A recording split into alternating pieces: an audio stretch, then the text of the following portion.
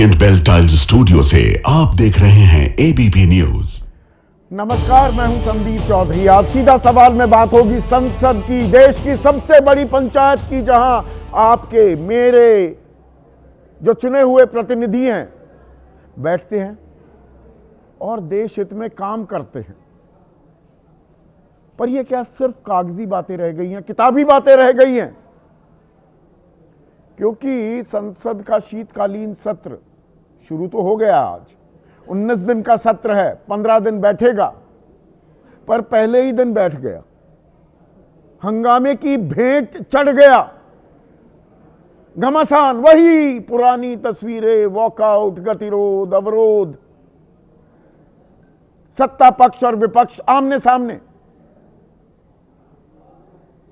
सदन की शुरुआत से पहले देश के प्रधानमंत्री नरेंद्र मोदी ने कहा, दो शब्दों का इस्तेमाल हुआ, और ये आप देखना, ये दो शब्दों की गूंज अगले 20 दिन आपको लगातार सुनाई देने वाली है, ड्रामा और डिलीवरी। प्रधानमंत्री ने कहा कि संसद ड्रामा करने की जगह नहीं है, डिलीवरी जरूरी है। पर ड्रामा कौन कर रहा है और डिलीवरी कौन कर रहा है, या हो भी रही है क्या? डिलीवरी मतलब आपके, मेरे, हम सबके जो सरोकार हैं, जो अपेक्षाएं हैं, जो आकांक्षाएं हैं, जो हमारे मूल मुद्दे हैं, जो परेशानियां हैं, जो तकलीफ हैं, क्या उनका निवारण, क्या उनका हल निकालने की लेश मात्र भी कोशिश होती दिख रही है संसद में? जहां हमारे पैसे से हम जो कर भरते हैं, 9 करोड़ रुपए एक दिन का खर्चा है, वो ऐसे ही हवा में उड़ जाता है, क्योंकि काम ही नहीं होकर देता। और जो मुद्दे हैं, और आज की तारीख में पिछले महीने भर से अगर आप देखें, एक मुद्दा जो रोज बरोज चर्चा का केंद्र बना हुआ है, विमर्श का केंद्र बना हुआ है, वो है विशेष गहन पुनरीक्षण, मतदाता सूची का शुद्धिकरण। अब इसमें बहुत सारे सवाल पूछे जा रहे हैं। हम सीधा सवाल में तो लगातार सवाल पूछ रहे हैं, चुनाव आयोग से, मुख्य चुनाव आयुक्त ज्ञानेश कुमार से। और सबसे बड़ा सवाल जो मैं पूछ रहा था लगातार, भाई ये कौन सा शुभ मुहूर्त निकाला? किस पंडित जी ने बताया कि एक ही महीने में यह प्रक्रिया पूरी करनी है? और चुनाव आयोग अब तक तो कह रहा था कि नहीं जी, हो जाएगा, टाइम पे पूरा हो जाएगा, कोई दिक्कत ही नहीं है। अब वो एक महीना बढ़ा दी गई, एक हफ्ता बढ़ा दी गई है मियाद। अब वो समय सीमा 11 दिसंबर हो गई, 4 दिसंबर नहीं। तो ये पहले क्यों नहीं कर दिया भाई? ये ज्ञान के चक्षु पहले क्यों नहीं खुले? 32 बीएलओ की मौत हो चुकी है, 32 की। क्यों मरे ये? कौन जिम्मेदार है? कौन देगा इसका जवाब? चुनाव आयोग चुप्पी साधे बैठा है, लेकिन आज इसी बात पर हंगामा हुआ संसद में। कहा गया नहीं नहीं, चुनाव आयोग की कार्रवाई पर, उसके कामकाज पर संसद में बहस ही नहीं हो सकती। तो यहां कौन ड्रामा कर रहा है? यह कैसा ड्रामा हो रहा है? चुनाव आयोग कुछ बोलेगा नहीं, संसद में चर्चा हो नहीं सकती, तो करे तो क्या करे? आम आदमी जिसके जहन में सवाल है, या विपक्ष, उसकी भी अहम भूमिका होती है लोकतंत्र में, प्रजातंत्र में।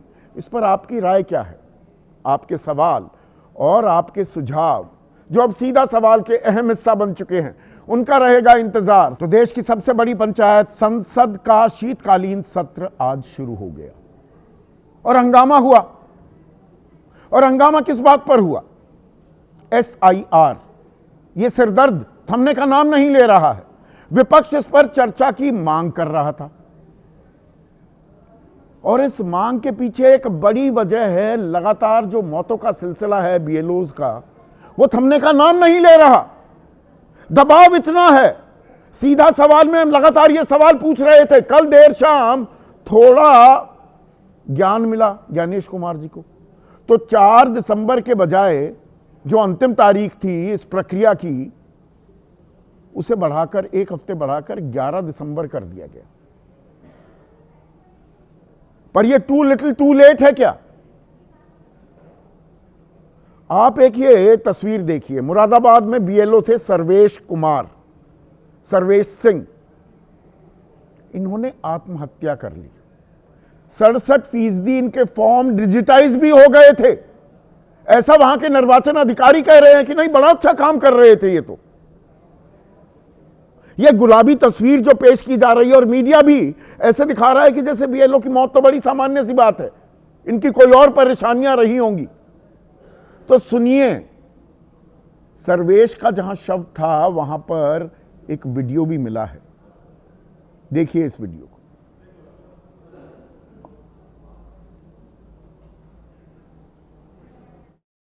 मैं चुनाव के इस काज में इसमें निपुण हो पाता। मैं बहुत दुखी हूँ, इस दिन से चैन से नहीं सो पाया हूँ। मेरी छोटी छोटी 4 लड़कियां हैं, इस वर्ग को सही तरीके से नहीं समझ पाया।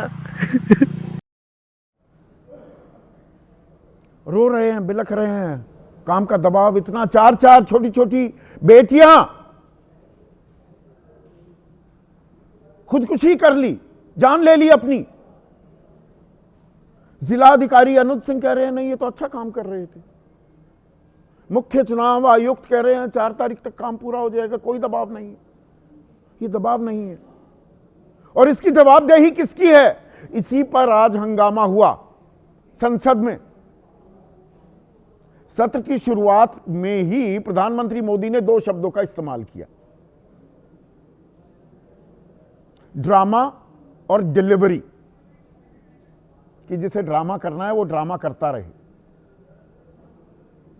डिलीवरी हम करते हैं। संसद डिलीवरी करने के लिए है। सुनिए प्रधानमंत्री ने कैसे ताल ठोकी। ड्रामा करने के लिए जगह बहुत होती है, जिसको करना है करते रहें। यहां ड्रामा नहीं, डिलीवरी होनी चाहिए। नारे के लिए भी जितने नारे बुलवाने हैं, वो पूरा देश खाली पड़ा है।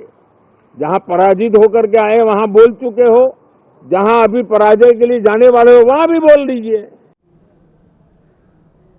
उधर समाजवादी पार्टी के राष्ट्रीय अध्यक्ष अखिलेश यादव पूछ रहे हैं कि बीएलओ की जान चली गई, क्या यह ड्रामा है?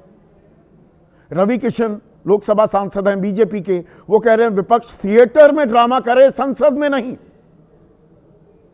ये मैंने शुरुआत में भी कहा, अगले 20 दिन आप ड्रामा शब्द बड़ा सुनने वाले हैं। और आज आपको भी तय करना है ड्रामा कौन कर रहा है और कहां हो रहा है।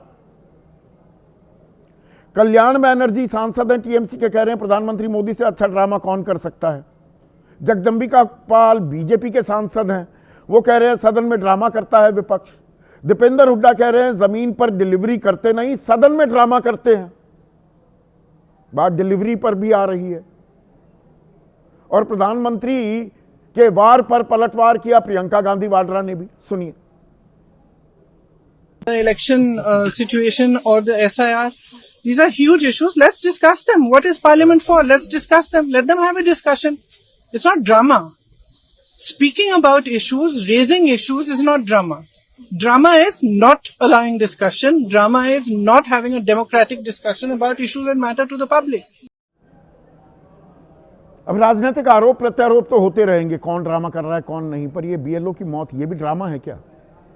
32 बीएलओ की मौत हो चुकी है 28 दिनों में। 8 मध्य प्रदेश, 8 उत्तर प्रदेश, 6 गुजरात, पश्चिम बंगाल 5, राजस्थान 3, 1 केरल और 1 तमिलनाडु।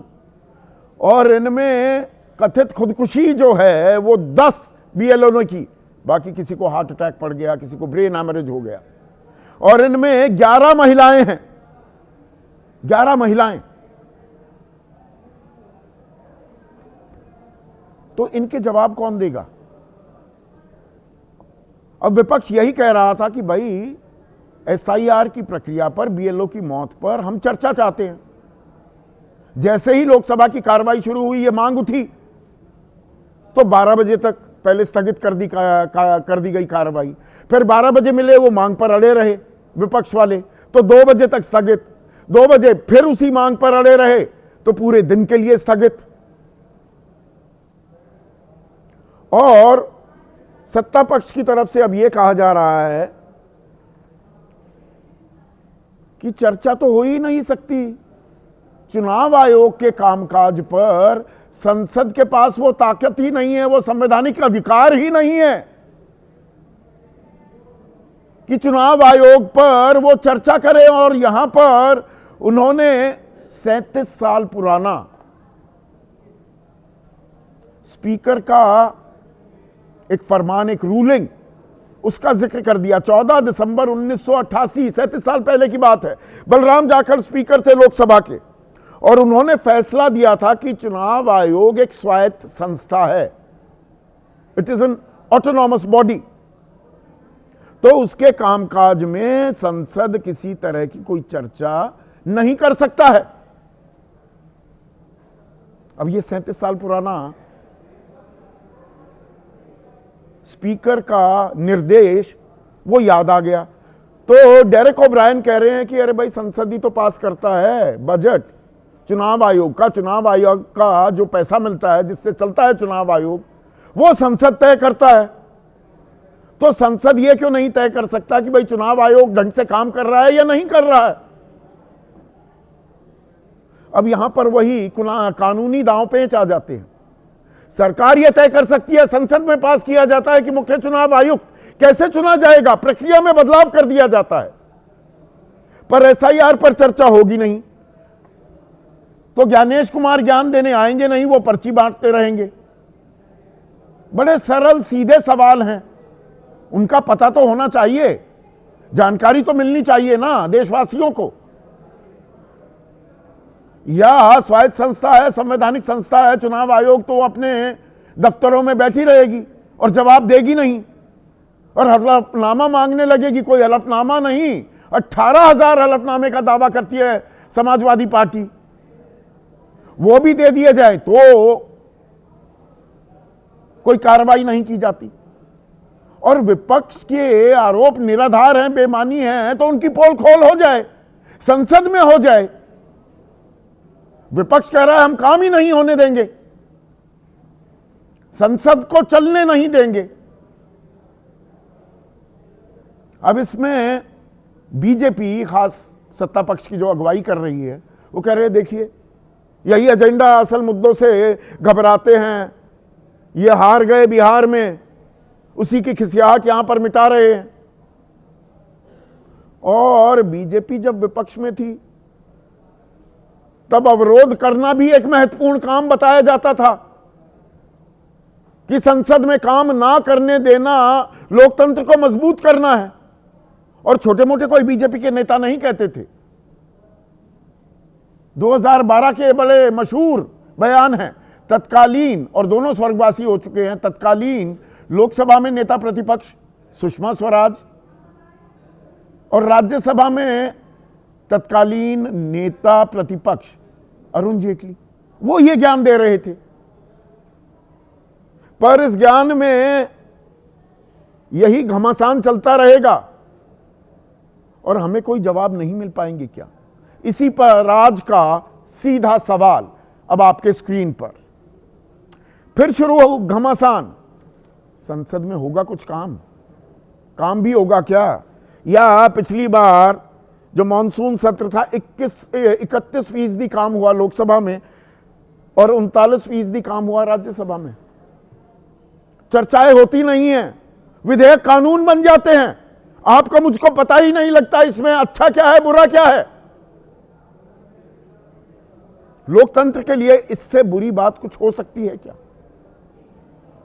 चर्चा में मेरे साथ एनडीए खेमे से आरएलडी के राष्ट्रीय महासचिव हैं, लोकसभा सांसद भी रह चुके हैं, मलूक नागर, कांग्रेस के राष्ट्रीय प्रवक्ता अभय दुबे, समाजवादी पार्टी के लोकसभा सांसद हैं, वरिष्ठ नेता हैं राजीव राय, विनोद अग्निहोत्री वरिष्ठ पत्रकार हैं, किसी परिचय के मोहताज नहीं। इस पैनल में सबसे युवा लेकिन तजर्बा अच्छा खासा है, कंसल्टिंग एडिटर हैं मॉलिटिक्स के आदेश रावल, और इस पैनल में सबसे तजुर्बेकार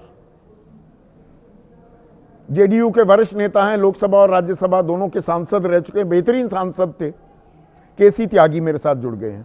तो केसी त्यागी साहब, ये ड्रामा कौन कर रहा है? चर्चा के नाम पर ये ड्रामा ही चल रहा है, ये बात तो आप मानेंगे? चर्चा हो नहीं रही,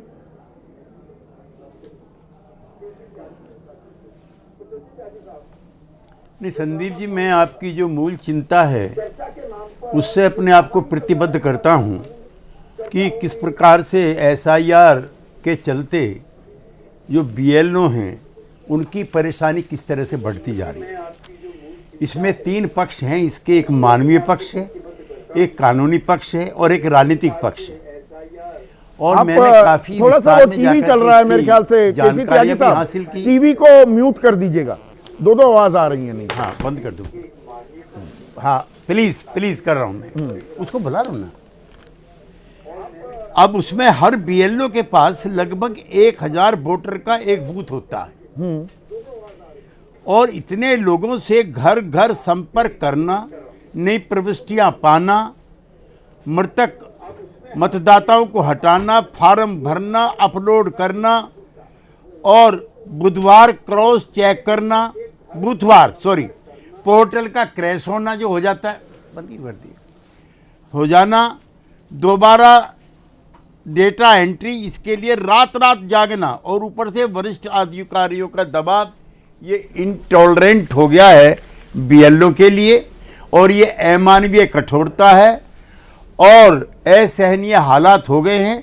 और जिसकी वजह से, जिसका आपने जिक्र किया और अपना इस पर दिखाया भी आपने, एक को किस तरह से उसकी स्थिति हुई है, एक तो ये है। और मैं अपने कांग्रेस के और सपा के भी मित्रों से कहना चाहता हूं, आप तो दोनों सदनों के सदस्य रहे हैं, सम्मानित सदस्य रहे हैं केसी त्यागी जी। संसद ही तो जवाबदेही और जिम्मेदारी तय करेगी।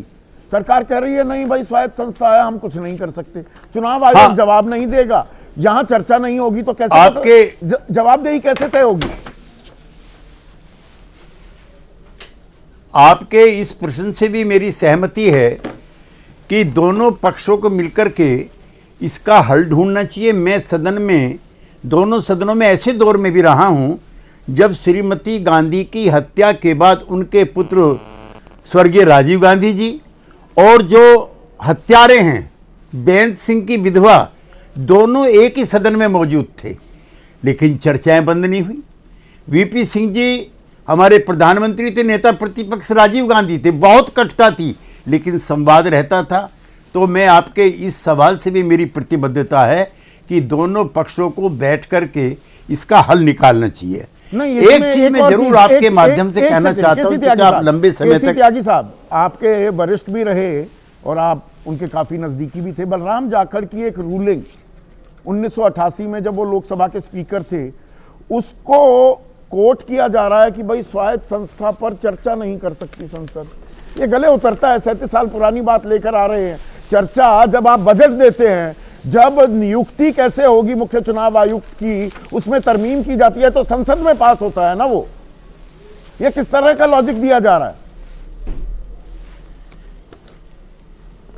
देखिए ऐसा दौर भी मैंने खुद देखा है। मैं 1991 में लोकसभा का चुनाव लड़ रहा था और विधानसभा के चुनाव भी साथ हो रहे थे। मेरे नौजवान साथी राय साहब हैं जो एमपी हैं समाजवादी पार्टी के, उस समय ये कहीं और कार्यों में संलग्न थे। मुलायम सिंह यादव यूपी के मुख्यमंत्री थे, उनके चुनाव को ही काउंटर मांड कर दिया और तब कई किश्तों में चुनाव होते थे जिसका असर समाजवादी पार्टी के चुनाव पर भी पड़ा। तो इसका तो मैं यही कहना चाहता हूँ, आप की तरह से मैं इतना स्वतंत्र नहीं हूँ, मैं एनडीए गठबंधन से बंधा हुआ हूँ, लेकिन दोनों को बैठ करके इसका हल निकालना चाहिए। नहीं तो ड्रामा कौन कर रहा है? जरूर आपसे कहना चाहता हूं, ड्रामा कौन कर रहा है? और मैं अपने सवाल का जवाब नहीं दिया अभी केसी त्यागी साहब। ये ड्रामा ही हो रहा है ना, कौन कर रहा है ये ड्रामा? चर्चा क्यों नहीं हो सकती, विमर्श क्यों नहीं हो सकता? भाई ऐसा है गतिरोध है तो एक तरफ से तो हो नहीं रहा कि खाली एनडीए कर रहा है। दोनों को बैठ के बातचीत करनी चाहिए। सुबह 11 बजे से पहले संसद या राज्यसभा लोकसभा चलने से पहले मलूक नागर जी बैठे, खैर मैं तो उस कमेटी का मेंबर रहा हूं, कि बैठ करके एजेंडा तय होता है और उस पर ब्यौरेवार बहस होती है। तो सब पे बहस, एजेंडा जब ये तय हो सकता है, जिंदगी भर विपक्ष में रहे हैं। अंत में केसी त्यागी साहब वंदे मातरम पर चर्चा होगी। जानकारी हमें यह भी दी गई है कि प्रधानमंत्री भी इसमें शरीक होंगे। तो जब वहां सहमति बन सकती है, इसमें सहमति क्यों नहीं बन रही? ऐसा क्या है? एसआईआर में क्या कुछ छिपा रही है सरकार? अब आपकी स्वतंत्र पत्रकारिता का स्वागत करते हुए मैं एक और चीज आपसे कहना चाहता जी। हूं, और बड़े विनम्र भाव से, और अपने कांग्रेस के मित्र से भी कहना चाहता हूं, और मैं कोई आपको जज नहीं बना रहा हूं, लेकिन आपकी निष्पक्षता पर मुझे कभी संदेह नहीं हुआ। क्या बिहार में चुनाव में बेईमानी हुई है? आप 15-20 दिन वहां पर रहे हैं, जिस तरह का जन उभार नीतीश कुमार जी के लिए था और कितनी लंबी लंबी लाइनें लगी रही, क्या एक भी मतदाता ने शिकायत की कि उसको रोका गया है?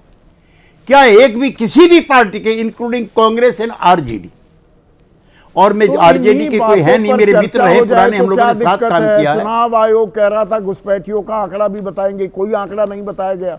एसआईआर की एक मूल वजह यह भी थी कि भाई घुसपैठिए इस देश में नहीं रहने चाहिए, बताया वो आंकड़ा?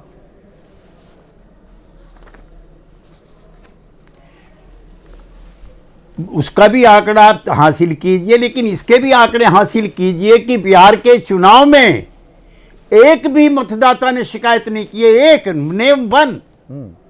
और आप कह रहे हैं वोट चोरी हो गया। मैं आपके माध्यम से कहना चाहता हूं बहुत विनम्रता के साथ, और मैं 50 साल का पॉलिटिकल वर्कर हूं, हमने अपनी पार्टियों की भी जमानत जब्त होते देखी है। मैंने अटल बिहारी वाजपेयी, चौधरी चरण सिंह, मधु लिमे, राजनारायण, जॉर्ज फर्नांडीज, इन सबको हारते देखा है, लेकिन हमने नहीं कहा वोट चोरी हुई है, कभी नहीं कहा हमने। लेकिन एक जनता के दिए हुए आदेश को आप एसआईआर पर बहस कराइए, मैं उस सवाल पर आपसे डिसएग्रीमेंट नहीं है, लेकिन मैं आपका इस पे भी एग्रीमेंट चाहता हूं, जहां आप 15 दिन रह करके आएंगे। आपका जन आधार चोरी हो गया है, और मैं कहना चाहता हूं कि जितने समाज के वर्ग हैं, 1990 में तो हम लालू जी के साथ थे, जिस तरह की उग्रता के साथ मंडल कमीशन का इंप्लीमेंटेशन हुआ, सारे स्वर्ण नाराज हो गए। जिस तरह से एक जाति विशेष की प्रभुत्व कायम की गई, अति पिछड़े नाराज हो गए। जिस तरह से अब राजनीतिक शून्यता के चलते ओवैसी की एंट्री हुई, 10-15 सीटों पर वो नुकसान हो गए। तो आपका वोट तो ये चोरी नहीं है, जनादेश आपका है, मैं जनाधार आपकी चोरी। बात समझ गया। ये भी स्वीकार आप ये मान रहे हैं एसआईआर पर चर्चा होनी चाहिए, पर बिहार के नतीजों की कहीं ना कहीं खिसियाहट भी है। राजीव राय, ये जनादेश है, ये ज्ञानादेश नहीं है जो आप इसको बताने की कोशिश कर रहे हैं। संदीप जी किसी त्यागी मेरे अभिभावक हैं, और उनकी हर बात को मैं सिर माथे पर लेता हूं। आपने कहा कि बिहार में एक भी वोट चोरी नहीं हुई। हमने बिहार में चैनलों पर ही, आपके भी चैनलों पर लोगों को बोलते देखा कि उनका वोट गायब हो गया है। बिहार में क्या हो गया उस कहानी में जाने के बजाय आदरणीय किसी त्यागी जी को मैं दिखा रहा हूं एक लेटर, 664 पेज का है, और इसमें 20,000 नाम डिलीट कर दिए गए हैं अक्टूबर महीने में, और उस पर लिखा गया है, चुनाव आयोग के पोर्टल से है, कि application for deletion has been accepted.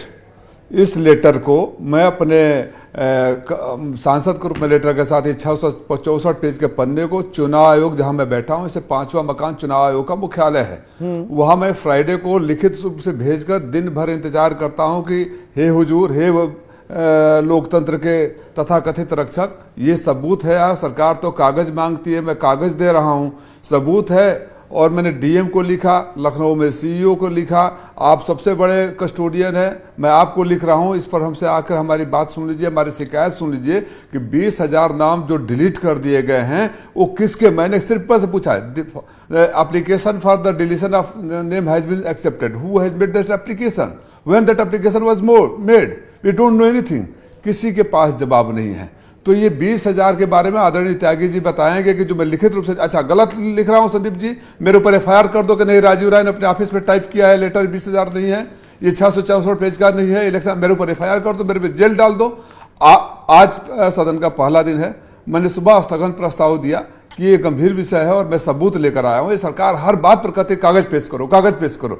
जब मैं कागज पेश कर दिया तो सदन में चर्चा नहीं होगी, चुनाव आयोग मिलने का सांसद को टाइम नहीं देंगे, डीएम को कोई जानकारी नहीं है, मुख्य चुनाव सीईओ तो रूलिंग को आधार बना रहा है। लोकसभा का सचिवालय या संसदीय कार्य मंत्री उसका हवाला दे रहे हैं। संदीप जी माफी चाहूंगा, अगर इतिहास में जाओगे तो इतिहास इतना गंदा है कि तो रूलिंग क्या, अध्यक्ष के रूलिंग क्या, इन्होंने खुद ही लिख कर दिया था कि 1942 में किया भारत अंग्रेजों भारत छोड़ो आंदोलन का विरोध करना चाहिए, कुचल देना चाहिए। तो फिर राज क्यों कर रहे हैं? अपनी ही बातें लिख कर दिए थे ना। छोड़िए इतिहास की बातें, तब 37 साल पहले शायद किसी ने कल्पना नहीं किया होगा कि एक चुनाव आयोग ऐसा भी बैठेगा जो चुनाव के बीच में पैसे बढ़ते रहे और खामोश रहेगा। चुनाव आयोग एक ऐसा भी बैठेगा, बगल में सांसद 4 दिन से बैठा हुआ सबूत लेकर 664 पेजों का चुनाव आयोग मिलना भी नहीं चाहेगा, जवाब भी नहीं देगा। एक कोई किसी ने ऐसा सोचा थोड़े था तभी। ये तो अकल्पनीय है ना, इससे बड़ी क्या घटना। और ये 20,000 नाम कैसे कट गए? वहां के लोगों ने काट दिया। यह है ना, सवाल ये है कि हवा आई किधर से, चिराग किसका बुझा, ये सवाल तो है ही सवाल नहीं। पूछा केसी त्यागी ने राजीव जी कि एक भी शिकायत क्यों नहीं हुई। ये सुप्रीम कोर्ट में मामला उठा है कि बिहार में अगर गड़बड़ झाला हुआ है, किसी ने कोई भी याचिका दाखिल नहीं की, किसी एक शिकायतकर्ता सामने नहीं आया, एक आदमी नहीं सामने आया कि मेरा वोट कट गया। सर जहां तक मेरी जानकारी है कि वो चुनाव सुप्रीम कोर्ट में उन लोगों को खड़ा कर दिया गया था जो मर गए हैं। अभिषेक मनु सिंघवी जी ने खड़ा कर दिया था साक्षात, कि जिसको लिख दिया गया था कि मरे हुए हैं, इनका नाम कट गया था। और जो मैं जिसका मैं बात कर रहा हूं, लोकसभा स्पीकर, जिले का जो चुनाव का मुखिया होता है डीएम, और सीईओ उत्तर प्रदेश को दे चुका हूं, और इसको कोर्ट में भी भेज रहा हूं, कोर्ट में भी जाऊंगा, चुनाव लोकसभा अध्यक्ष को भी दे चुका हूं। आप बताइए, प्रधानमंत्री जी का सुबह भाषण बहुत अच्छा लगा कि नए सांसदों को बोलने का मौका देना चाहिए। पार्टी या विपक्ष नेता अपने सांसदों को बोलने का मौका नहीं देना चाहते हैं। मैं आदरणीय संदीप चौधरी, आदरणीय केसी त्यागी जी के माध्यम से और आपके चैनल के माध्यम से माननीय प्रधानमंत्री जी से अपील कर रहा हूं कि माननीय प्रधानमंत्री जी, मैं भी पहली बार का सांसद हूं और मेरे नेता ने कहा है कि अगर आपको जो आपने सबूत के साथ तथ्य पेश किए, इस पर बोलने का मौका दिया जाएगा तो हम रोकने वाले नहीं, हम आपके साथ खड़े होने वाले हैं। माननीय प्रधानमंत्री जी, आप मुझे बोलने का मौका दीजिए, मुझे सबूतों को रखने का मौका दीजिए, लोकतंत्र की रक्षा करिए। आपकी बातें बड़ी अच्छी लगी, आपकी कथनी और करनी में अगर फर्क रहेगा तो देश को अच्छा संदेश नहीं जाएगा। आप पूछिए चुनाव आयोग से कि आप मिलने का टाइम क्यों। मैं ये नहीं कह रहा हूं कि मैं मेरे लो और फांसी पर चढ़ा दो, मैं तो ये कह रहा हूं कि मेरे सबूतों को देख लो, जांच लो, और नाम डिलीट कर दिए गए हैं तो मैं तो खाली इतना पूछना चाहता हूं कि आपने लिखा है एप्लीकेशन फॉर डिलीशन, तफ्तीश की जाए। अब यहाँ पर विनोद अग्निहोत्री देखिए, कुछ बातें केसी त्यागी बहुत ही तजुर्बेकार व्यक्ति हैं, उन्होंने भी मानी। एसआईआर पर जो सवाल हैं, अब ये 1988 का हवाला दिया जा रहा है कि भाई बलराम जाखड़ तो ये निर्देश दे गए थे। भाई एसआईआर में दिक्कतें तो हैं कुछ, बिल्कुल है। बीएलओ की आत्महत्या का सिलसिला नहीं रुक रहा। अब इनके दिव्य ज्ञान आया है कि नहीं, 1 हफ्ता बढ़ा दो, 32 लोगों की मौत तो हो गई। बिल्कुल, ये 1 महीने पर ही क्यों अड़ा हुआ था? ये 9 राज्य और 3 केंद्र शासित प्रदेश जहां 3-3 साल बाद चुनाव होने हैं, उनको क्यों चुना गया है? और आसाम उत्तर प्रदेश में 25 करोड़ जनसंख्या और कहीं पे 2 करोड़ जनसंख्या, काम पूरा होना है 1 ही महीने में दोनों जगह। तो इन सवालों के जवाब कैसे मिलेंगे? सवालों के जवाब तभी मिलेंगे जिन पर विशद चर्चा हो, क्योंकि चुनाव आयोग तो प्रेस कॉन्फ्रेंस कर नहीं रहा। चुनाव आयोग प्रेस कॉन्फ्रेंस नहीं कर रहा है, चुनाव आयोग तो संवाद भी नहीं कर रहा है। जैसे अब राजीव राय जी कह रहे हैं कि चुनाव आयोग समय मांग रहे हैं 20,000 नाम काटने का सबूत लेकर के, लेकिन वो कह रहे हैं उन्हें समय नहीं मिल रहा है। समाजवादी पार्टी तो पहले भी कह रही थी, दिल्ली 18,000 एफिडेविट दिए थे उन्होंने। 9 विधानसभा में उपचुनाव हुए, 18,000 हलफनामे भर के एफिडेविट दिए, ऐतराज दर्ज कराया, कुछ नहीं हुआ। उसका भी कोई क्रेडिबल जवाब नहीं है। सबसे बड़ी बात यह है कि जो रूलिंग की बात की जा रही है कि बलराम जाखड़ साहब ने रूलिंग दी थी, ठीक है, उस समय एक परिस्थिति में रूलिंग दी गई थी। रूलिंगें तो ओवर रूल्ड भी होती हैं, ऐसा नहीं कि रूलिंग कोई वो संविधान में थोड़ी लिखा हुआ है। हाँ, वो रूलिंग है, वो तो एक स्पीकर की रूलिंग है, और दूसरा स्पीकर दूसरी रूलिंग देता है। कई रूलिंग्स जो है जो किसी स्पीकर ने दी थी, उसके बाद क्योंकि वो लोकसभा खत्म हो गई, भंग हो गई, उसके बाद नई लोकसभा आई, उसमें नई रूलिंग आ गई। तो ये रूलिंग कोई संविधान की रेखा नहीं है। और जब चुनाव आयोग का गठन, एक बात तो साफ हो गई ना, रूलिंग का हवाला जब सरकार देती है, एक मंत्री देता है, तो इसका मतलब ये कि एसआईआर पर तो चर्चा नहीं होगी। तो इसके आने वाले जो अब 18 दिन, 1 दिन तो गया, हाँ 15 बैठकें होनी है, 1 बैठक तो खत्म हो गई, 14 बैठकों में कुछ होगा भी या रोज यही होता रहेगा? नहीं, होगा ये विपक्ष हंगामा करेगा। हाँ। और शोर शराबे में विधेयक पेश होंगे और बिना बहस के पास होंगे, जिससे पहले भी होते रहे हैं, जो कि लोकतंत्र में मतलब नहीं होना चाहिए, खासकर संसद में नहीं होना चाहिए। लेकिन तो फिर जवाबदेही तय नहीं होगी मलूक नागर, हो पाएगी जवाबदेही तय होनी चाहिए कि नहीं होनी चाहिए? भाई शुद्ध हो, शुद्धिकरण हो मतदाता सूची का, इससे मुझे कतई कोई ऐतराज नहीं है, ना इत्तेफाकी नहीं है, पर उसमें जो सवाल उठ रहे हैं उन पर चर्चा होनी चाहिए कि नहीं होनी चाहिए? मलूक जी। देखिए संदीप जी, चर्चा जो आपने कहा कि सहमति होनी चाहिए, और जो आप कह रहे हैं एक तरह आपकी बात ठीक है। जो हमारे अभी पत्रकार साहब बैठे हैं, जो रूलिंग की बात है 1988 की, इस पे अगर जाएं तो किस वजह से, संविधान के किस आर्टिकल की वजह से वो 1988 की रूलिंग आई थी?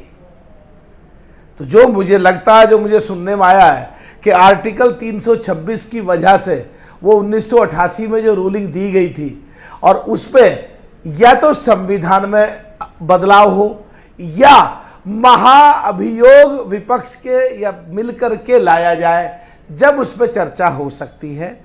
तो मैं संदीप जी 2 साल तो 17वीं लोकसभा कोरोना में निकल गई, खाल तो नहीं आखिरी मतलब सत्र एक मिनट 17वीं लोकसभा के, तो मतलब मोटी मोटी बात यह है कि फिर तो चुनाव आयोग जो करना चाहे कर ले, कोई रोक नहीं सकता, सिर्फ अदालत का ही रास्ता बच जाएगा, अदालत का दरवाजा खटखटाइए, बाकी और कुछ नहीं हो सकता।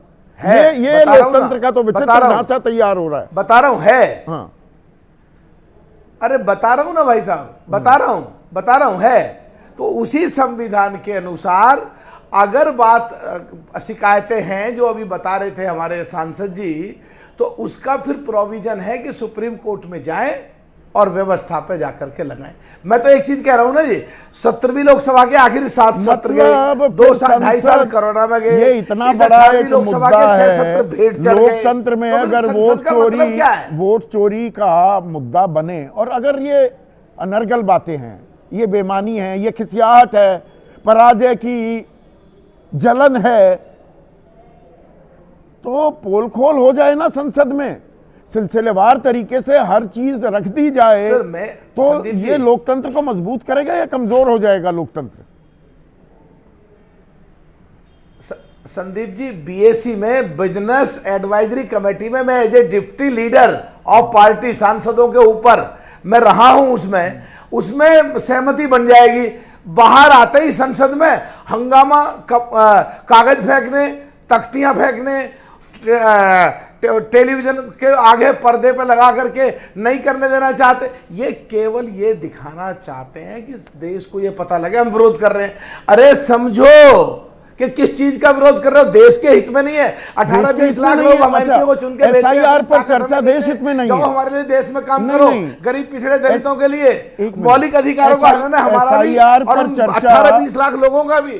सुनिए तो मलूक जी, एसआईआर पर चर्चा देश हित में नहीं है, वंदे मातरम पर चर्चा देश हित में है। उससे अच्छे दिन आ जाएंगे आम आदमी के, उसकी आमदनी बढ़ जाएगी, रोजगार मिल जाएगा। संदीप जी मौका दो प्लीज। हाँ, अभी आपने कहा संसद में बजट जाता है चुनाव आयोग के लिए, हाँ, वो बजट जाता है और उसको लीड करती है डीओपीटी एंड लॉ जस्टिस, वहां से सैंक्शन होता है इनका।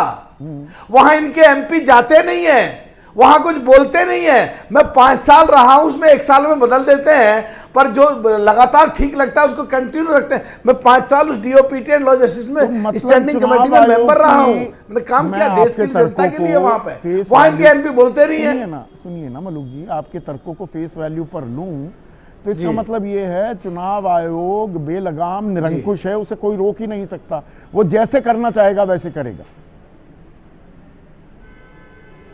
नहीं रोक सकते हैं, सुप्रीम कोर्ट में रोक सकते हैं, संविधान में संशोधन करके रोक सकते हैं, महाअभियोग ला के रोक सकते हैं, पर इनको रोकना नहीं है, इनको प्रचार करना है, खबरें चलनी है, विरोध करना है। एक चीज मुझे बताइए, अगर मैं कहूं, हाँ। मेरी जानकारी में इजाफा कीजिए, कहीं गलत जानकारी तो नहीं लिए बैठा था मैं इतने सालों से, लोकतंत्र में द पार्लियामेंट इज सुप्रीम ना, प्लीज। संसद सर्वोपरि है, संसद से भी ऊपर हो गया चुनाव आयोग। ये लंबी बहस का नहीं, संसद से ऊपर नहीं है, और संसद भी आम आदमी ऊपर है संसद से भी, क्योंकि आम आदमी एमपी चुनता है, वो बात ठीक है। और लोकतंत्र के ढांचे में संसद सुप्रीम है, सर्वोपरि है। हाँ, इसमें घूमता हुआ चक्र है। माननीय सुप्रीम कोर्ट ने ऑर्डर कर दिया तो वो ऊपर, उसका हम फिर संसद में ला करके विधेयक लाएंगे, अमेंडमेंट करेंगे, तो फिर संसद ऊपर। भाई आपने अच्छा शब्द इस्तेमाल किया, थोड़ी गंभीर चर्चा में हल्का सा ह्यूमर भी होना चाहिए, थोड़ा व्यंग भी होना चाहिए। वो घूमता हुआ चक्र है, ये घूमते हुए चक्र में ही हम घूमते रहेंगे। अबे दुबे, सवालों के जवाब मिल पाएंगे क्या? संदीप चौधरी जी, राजीव राय जी से एक बात पर ना इत्तेफाकी रखते हुए मैं अपनी बात करता हूं। उन्होंने कहा कि पहले कभी किसी ने सोचा नहीं था कि ये परिस्थितियां आज बनेगी। राजीव राय जी, सोचा था दो लोगों ने। 16 जून 1949 को बाबा साहब अंबेडकर ने, जब संविधान सभा में चुनाव आयुक्त की नियुक्ति की बहस थी, उस समय इस बात पर विचार किया था। उन्होंने क्या विचार किया? जब ये आर्टिकल 289 था, जो 324 आर्टिकल है, उसको 289 था, उस पर बहस थी। अंबेडकर जी ने कहा है, नाई कोड, कि संविधान में ऐसा कोई प्रावधान नहीं है जो किसी मूर्ख या धूर्त व्यक्ति या ऐसे व्यक्ति की नियुक्ति को रोक सके जो कार्यपालिका के इशारे पर काम करे। यह रिकॉर्ड पर उन्होंने कहा। दूसरी बात, सर्वोच्च अदालत ने कहा 2 मार्च 2023 को, जब मोदी सरकार ये कानून लेकर आई कि चीफ जस्टिस को मुख्य चुनाव आयुक्त की नियुक्ति में से हटा दिया जाए, उसके पहले सर्वोच्च अदालत ने अपने निर्णय में लिखा कि अगर चुनाव आयुक्त लचीला अर्थात प्लायबल बना दिया जाए तो लोकतंत्र को खतरा होगा। 2 लोगों ने आगाह किया और वो की वही बात हो रही। अब ये कहते हैं डेमोक्रेसी की ड्रामेबाजी। प्रधानमंत्री जी, ड्रामेबाजी कौन है ये आपको मैं 10 सेकंड में एक रिकॉर्ड पर बता देता हूं। 17वीं लोकसभा में आजाद भारत के इतिहास में पहली बार हुआ कि आर्टिकल 93 में डिप्टी स्पीकर चुनने का जो अधिकार था लोकसभा का, वो पूरे सत्र के दौरान नहीं चुना गया। उसी दौरान आजादी के बाद पहली बार ऐसा हुआ, जो आप डिबेट की ड्रामेबाजी कर रहे हैं ना, सबसे कम औसत एक साल में 55 बैठकों का सिर्फ प्रबंध किया आपकी सरकार ने। 206 बार सांसदों को सस्पेंड किया, 206 बार। और क्यों किया? वो बहस चाहते थे सदन में। 2023 में तो 146 सांसदों को एक साथ आपने सस्पेंड कर दिया। नहीं तो फिर 1 घंटे इसका हल में क्या और है? बगैर चर्चा के आप ऐसे ही वॉकआउट करते रहेंगे जैसा आज 3 बार आपने वॉकआउट किया। अबे भाई, हाँ, आप बात भी जारी कर रखिएगा, इस सवाल को भी मैं जोड़ देता हूं। इसका हल क्या है? फिर आप वॉकआउट करते रहेंगे, फिर तो संसद सत्र खत्म हो जाएगा, ना जवाबदेही तय होगी, ना जिम्मेदारी तय होगी, ना हमें वो जो अहम सवाल है उनके कभी जवाब मिलेंगे क्या? अहम सवाल पार्लियामेंट्री डेमोक्रेसी में क्या है? आप स्क्रूटनी के लिए सिर्फ 16% कानून भेजने लगे पार्लियामेंट्री कमेटी को। 15वीं लोकसभा में कांग्रेस के शासन में देखिए 71% था। 16वीं और 17वीं लोकसभा में देश के लोग गौर से सुनिए, एक भी एडजमेंट मोशन एक्सेप्ट नहीं किया इस सरकार ने।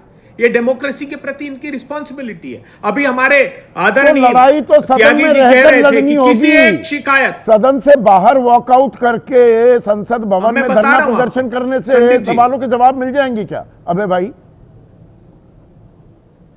नहीं, ये चर्चा ही नहीं। ये प्रधानमंत्री जी चाहते हैं कि चर्चा इस बात पर हो कि आप आम काट के खाते हैं या चूस के खाते हैं। प्रधानमंत्री अपने पॉकेट में पैसे रखते हैं कि नहीं, इस पर चर्चा कराना चाहते हो क्या? त्यागी जी, एक प्रमाण छोटा सा सुन लीजिए। मैं वीडियो आपके लिए निकाला मैंने। लाखों लोगों ने बिहार में मतदान करने गए लोगों ने वीडियो बनाए ये, और एक भारतीय जनता पार्टी के विधायक मिश्रा का वीडियो आया है अभी, जब 12 राज्यों में SIR हो रही।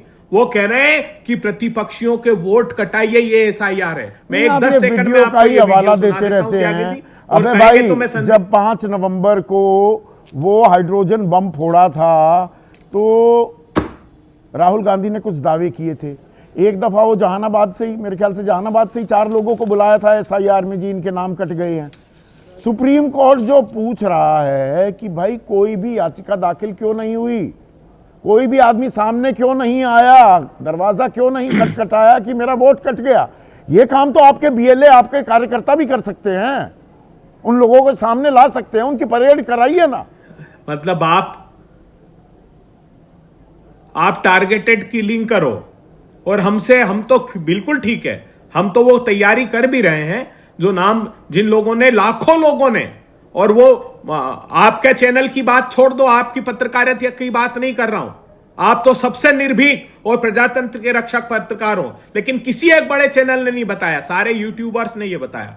वोट चोरी का सबसे बड़ा प्रमाण हमने दिया इलेक्शन कमीशन को, 18 पत्र लिखे कर्नाटक की सीआईडी ने, कि एक ऐप तक बना लिए लोगों ने, वोट काटने का संस्थागत तरीके से ऐप बना लिया। हमने कहा कि आप ओटीपी ट्रेल्स दे दीजिए, हमको इंटरनेट प्रोटोकॉल एड्रेसेस दे दीजिए ताकि पकड़ तो ले चोर दाखिल करके, क्यों नहीं देना चाहते आप एफिडेविट दाखिल करके सुप्रीम चुनाव आयोग को दे दीजिए, यही बात तो कह रहे हैं ज्ञानेश कुमार लगातार।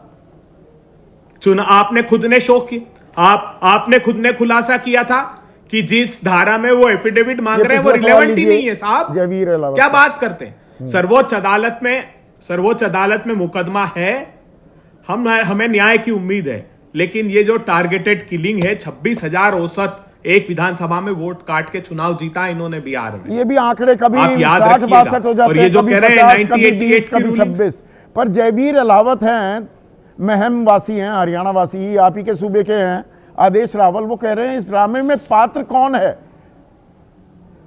ये पता नहीं, लेकिन संसद चलाने की प्राथमिक जिम्मेदारी सत्ता पक्ष की होती है। यहां जिम्मेदारी किसकी है? संसद चलनी चाहिए ना, और बात वहीं आ जाती है, ड्रामा कौन कर रहा है?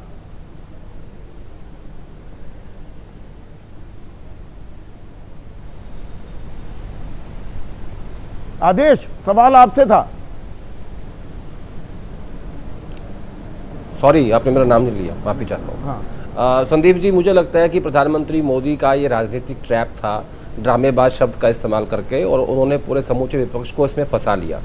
अब जैसे जैसे संसद चलेगी, क्योंकि ऑल पार्टी मीटिंग में विपक्ष की जो मंशा थी, उनकी मंशा ये थी कि हम एसआईआर पे चर्चा चाहते हैं, तो उस बात को समझते हुए सरकार ने ये कहा था कि हम आपको रात को 9 बजे तक बताएंगे कि हम इस पे चर्चा कब कराएंगे, जिसकी आज राज्यसभा में बात भी हुई। दिलीप कुमार हैं हमारे दर्शक, कुशीनगर वासी हैं। आदेश, एक सेकंड, सरकार, बीएलओ की मौत अगर किसी को ड्रामा लग रहा है तो इससे बड़ा दुर्भाग्य देश के लिए कुछ भी नहीं हो सकता। ये संसद के ड्रामे में बीएलओ की मौत को ही ड्रामा करार दिया जा रहा है क्या?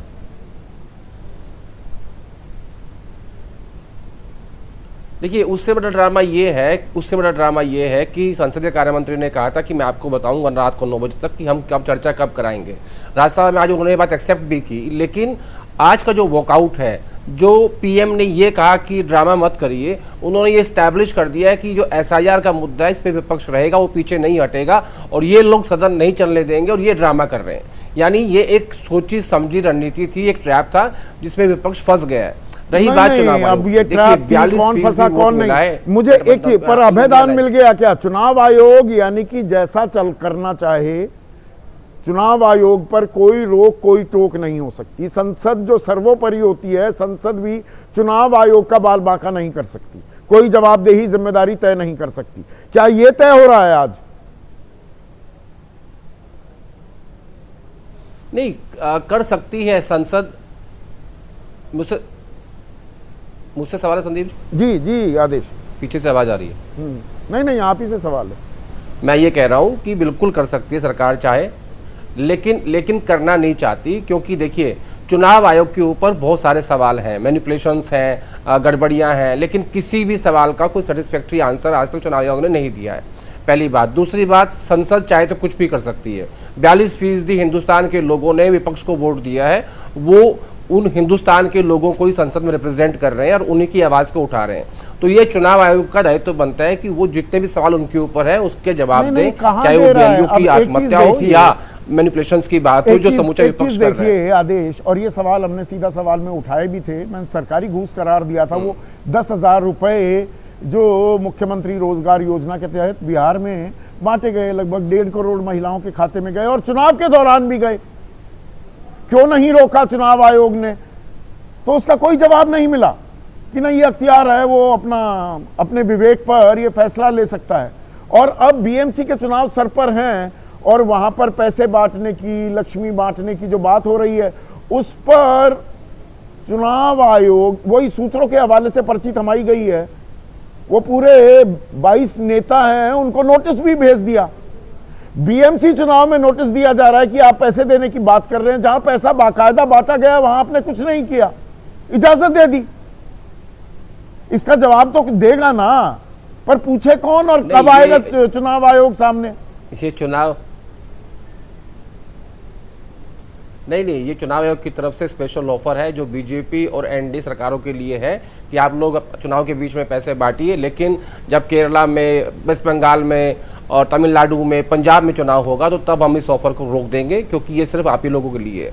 चुनाव आयोग अगर चाहता है कि लेवल प्लेइंग फील्ड विपक्ष के लिए भी रहे तो उसको चाहिए कि वो दोनों को बराबर आके, लेकिन ऐसा हो नहीं रहा है। मैंने सवाल आपके लास्ट शो में उठाया था कि जिस तरीके से बिहार की सरकार को, एनडीए की सरकार को चुनाव के बीच में पैसे बांटने दिए, क्या गैर बीजेपी सरकारें भी ऐसा कर सकती हैं? नहीं, अशोक गहलोत की सरकार अगर मोबाइल बांटने का घोषणा करती है, चुनाव में उस पर तत्काल रोक लगा दी थी नवंबर में 2023 में, 2 साल पहले की बात है। अशोक गहलोत की सरकार को लगाई थी, तेलंगाना सरकार को लगाई थी, केसीआर को, जगन रेड्डी को लगाई थी, ऐसे बहुत सारे उदाहरण हैं। मैं कह रहा हूं ना कि ये सिर्फ एक स्पेशल ऑफर है जो सिर्फ और सिर्फ बीजेपी और एनडीए की सरकारों के लिए है कि आपको चुनाव जीतने के लिए आप गंभीर आरोप लगा रहे हैं आदेश चुनाव आयोग पर। एक सेकंड, केसी त्यागी की राय ले लेता हूं। केसी त्यागी साहब, आदेश, एक बात से तो मैं पूरा इत्तेफाक रखता हूं भाई, लेवल प्लेइंग फील्ड सत्ता पक्ष विपक्ष दोनों की जिम्मेदारी देने की जिम्मेदारी चुनाव आयोग पर होती है चुनाव में, पर वो लेवल प्लेइंग फील्ड है क्या? या बिहार में 10,000 बांट सकते हो, बीएमसी में अगर कुछ ऑफर दे रहे हो तो नोटिस थमा देता है चुनाव आयोग, अशोक गहलोत को रोक देता है, नीतीश कुमार सरकार को, आपकी सरकार को रोकता नहीं है।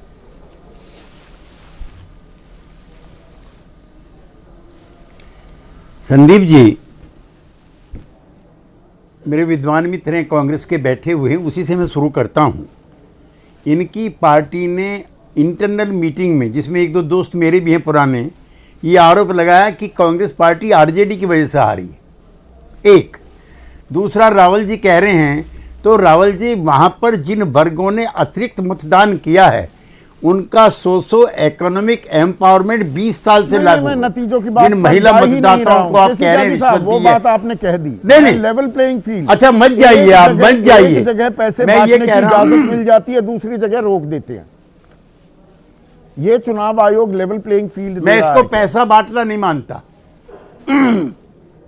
अच्छा, मोबाइल बांटना, पैसा बांटना है, उसको रोका गया। अशोक गहलोत को रोका तो मोबाइल देना, पैसे बांटना हो गया। 10,000 रुपए खटाखट वोट आपके खाते में आ जाएं, वो पैसा बांटना नहीं हुआ।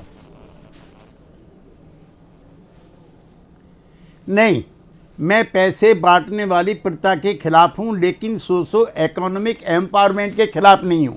ये योजना चुनाव से पहले बनी थी और अब आप पता लगाइए। और दुबे जी मेरे मित्र हैं, मैं उनसे भी कहना चाहता हूं, जिनको 10-10 हजार रुपये मिले हैं वो ग्रामीण महिला अपने ट्रेडिशनल आर्टिजन ट्रेड में लगाई है। कोई बकरी खरीद रही है, कोई साइकिल मैं वो बात पर खरीद रही है, कोई, मैं उस चर्चा में नहीं जा रहा हूं सर। मैं ये कह रहा हूं कि अगर अशोक गहलोत को रोक देते हैं, नीतीश कुमार को नहीं रोकते। अब बीएमसी चुनाव में 22 नेताओं को नोटिस दे देता है, कोई निरंतरता दिख रही है चुनाव आयोग की कार्यशैली में? सवाल ये है। मुझे तो संदीप जी, मुझे तो संदीप जी उस दिन भी निरंतरता नहीं दिखी थी जब मैं राज्यसभा में था और मेरी बराबर वाली सीट पर मिस्टर MS गिल बैठे हुए थे, जो थोड़े दिन पहले मंत्री पद से रिटायर हुए थे, राज्यसभा के MP थे और चीफ इलेक्शन कमिश्नर रह चुके थे देश के। मुझे तो उस निरंतरता पे तभी भी कोई ऐतराज नहीं हुआ था। तो मतलब जो आज जो है नाम बदल के कबर्ड पर फिर अतीत हम खंगालने लग जाते हैं। वर्तमान में हम रहेंगे कभी, और इसका कुछ हल आपको निकलता दिख रहा है क्या विनोद? सवाल है, लोकतंत्र के लिए बहुत गंभीर सवाल है। और मैं लगातार ये कहता आया हूं, अगर विपक्ष बात का बतंगड़ बना रहा है, बेईमानी है ये सारे आरोप, तो दरअसल लोकतंत्र को कमजोर कर रहा है, तो वो पोल खोल होनी चाहिए। और अगर आरोपों में दम है तो त्रुटियों में सुधार होना चाहिए। इसमें कोई रॉकेट साइंस तो नहीं है ना? नहीं संदीप, ये आरोप बेमानी है, ये कैसे पता चलेगा? चर्चा होगी, ये तो पता तभी चलेगा जब चर्चा होगी और जांच होगी। किसी की, मैंने आप पे आरोप लगाया तो जांच होगी, तभी तो पता लगेगा आरोप मेरा सही है गलत है। तो अगर विपक्ष आरोप लगा रहा है तो उसकी जांच हो जाए। अब जैसे राजीव राय जी लिए बैठे हुए हैं पूरा 20,000 का हाँ, 664 डिवीजन का, या अभय दुबे जी को वीडियो दिखा रहे हैं, ये सारे अगर आरोप है तो इनकी जांच होने में क्या दिक्कत है। दूसरी बात ये है कि त्यागी जी असल में असमंजस पे है। त्यागी जी अब एक एल्डरमैन वाली भूमिका में है, भले जेडीयू के रिप्रेजेंटेटिव है वो, लेकिन अब उनसे वो उस सवाल से बच रहे हैं कि लेवल प्लेइंग फील्ड वाले सवाल से। टीएन शेषन के जमाने में पेंशन के लिए परमिशन लेनी पड़ी थी राज्य सरकारों को कि जो पेंशन जा रही थी कि खाते में जाए चुनाव के दौरान या न जाए, तब टीएन शेषन ने कहा था हाँ ठीक है पेंशन जानी चाहिए नहीं, और 3 महीने पहले कोई नई स्कीम नहीं लॉन्च होनी चाहिए। ये भी रूलिंग थी उसमें, चुनाव आयोग की गाइडलाइन थी। यहाँ तो बलराम जाखड़ की याद रहती है, टीएन शेषन की रूलिंग याद नहीं रहती। हाँ। तो ये लेवल प्लेइंग फील्ड वाली यहाँ तक बात है। और भाई त्यागी जी तो इतने पुराने हैं, 70 से ही बात शुरू करते हैं। 74 का चुनाव इंदिरा गांधी क्यों खारिज हुआ था? 2 कारणों से। यशपाल कपूर का इस्तीफा एक्सेप्ट नहीं हुआ था, वो चूंकि सरकारी इस्तीफा दिया था, और दूसरा जो स्टेज बना था जिससे भाषण दिया था वो जिला प्रशासन ने बनाया था। 2 ही कारणों से। और तब चुनाव आयोग में न टीएन शेषन थे और ना ज्ञानेश कुमार थे, और चुनाव आयोग ने उसको, हाई कोर्ट ने उसको खारिज कर दिया था। तो ऐसा नहीं है, इस देश में तमाम तरह के, अगर एमएस गिल का उदाहरण है तो ये भी उदाहरण है, टीएन चतुर्वेदी का भी उदाहरण है कि जो कोई भी उदाहरण है। नहीं, टीएन मंदिर पर ऐतिहासिक फैसले में बेंच की अगुवाई करने वाले मुख्य न्यायाधीश राज्यसभा के सांसद बनते हैं, उस फैसले के बाद सेवानिवृत्त होते हैं, रिटायरमेंट के बाद तत्काल। टीएन चतुर्वेदी बोफोर्स की पूरी रिपोर्ट दी थी उन्होंने, सीएजी की, उसके बाद सांसद बने, राज्यपाल बने, सब बने। तो ये दोनों तरफ से इसमें रहा, ये कोई जस्टिफिकेशन नहीं है, ये कोई जस्टिफिकेशन नहीं है। और दुनिया भर के स्केलेटन्स हैं सबके अलमारियों में। पर दरअसल जो ये हमारा लोकतंत्र है, ये लोकतंत्र वाली जो कबर्ड है, इसके अंदर अगर कुछ दिक्कतें हैं तो उन पर सवाल जवाब होंगे, एक चर्चा होगी, और चर्चा के लिए ही तो सबसे बड़ी पंचायत संसद होती है। या जारी रहेगा घमासान और नहीं होगा कुछ काम, तो फिर संसद का क्या काम? ये सोचिए, ड्रामा डिलीवरी सुनने में अच्छा लगता है, पर पहले संसद में कार्रवाई होनी चाहिए और जवाबदेही और जिम्मेदारी जरूर तय होनी चाहिए। आज इतना ही।